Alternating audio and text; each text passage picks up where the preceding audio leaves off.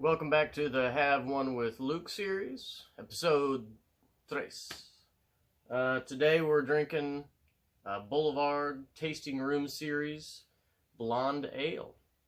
It says release 1 2019, but I doubt they'll have a release 2. I mean, come on, it's a Disney label, kind of a look-alike. So I don't know, but I've already poured her in, and it's supposed to be a blonde ale.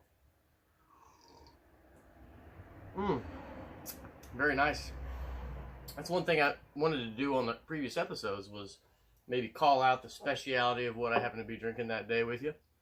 And in this case, it's probably more special than the Keystone Light.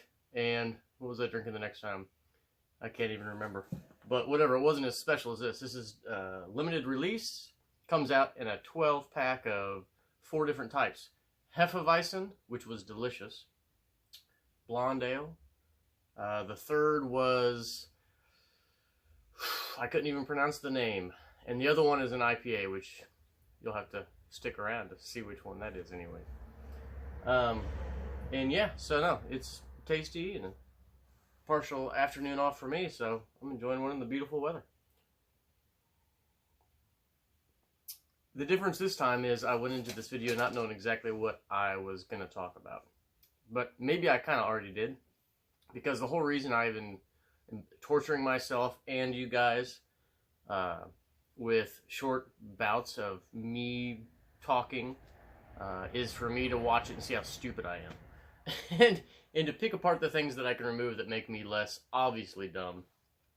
Because as I get closer to a particular Kickstarter that I'm putting together, I need to put it in a presentation form to where at least I don't look stupid talking about stuff. So that's what this is. And I found out small things about me, that I look a lot like Robert Zubrin from the Mars Society.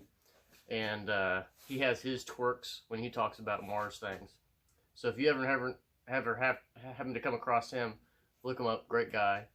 Single-handedly back in the 90s kept our eye on Mars.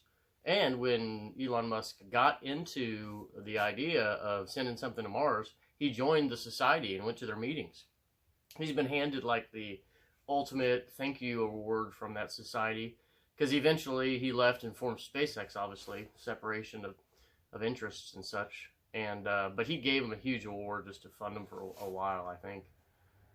So yeah, Robert Zubrin definitely probably had some influence, whether Elon wants to admit it or not. Whatever, Elon's inspired by everybody. So the Kickstarter in this case is of my original design intent, which was real 3D FPV. It is a remote vision system for remote control vehicles or security systems in general. It basically is, bottom line, 3D vision from a remote robot. So there's a robot that has 2 eyes. There's a helmet you put on your head that allows you to see what that robot sees. Full 3-axis head tracking, stereo sound. The helmet is a cabinet of sorts, old school style, head-mounted display. Back in the 90s, they had these units in malls everywhere where you could pay 10 bucks, put on the big helmet unit, kind of would strap onto your forehead. It was a little bit larger back then. They were using tube TVs, I think. Maybe, I don't know what they were using back then. But this is similar to that. Follow the link, you can see the real, the prototype. And that eventually led to the need for a good vehicle. And since I was into amateur vehicle design, I figured I'd come up with my own hand at a good vertical takeoff and landing heptacopter X-wing design. Well, for the first time saying that straight out, I did pretty good. I don't think I've ever actually said it. I always just liked the way it looked on the screen. Because it is a VTOL X-Wing heptacopter drone. Which vertical takeoff and landing X-Wing, when it folds out into the horizontal flight portion. So anyways, it's turned into a fun design, and so I'm going to put this whole darn thing into a Kickstarter video, try to finalize the details. I really don't have time to build these things on the side, so I've made everything 3D printable, or mostly. So that's going to be like the driver is, hey, you can buy a data package from me. It'll give you everything you need to print out your own if you want.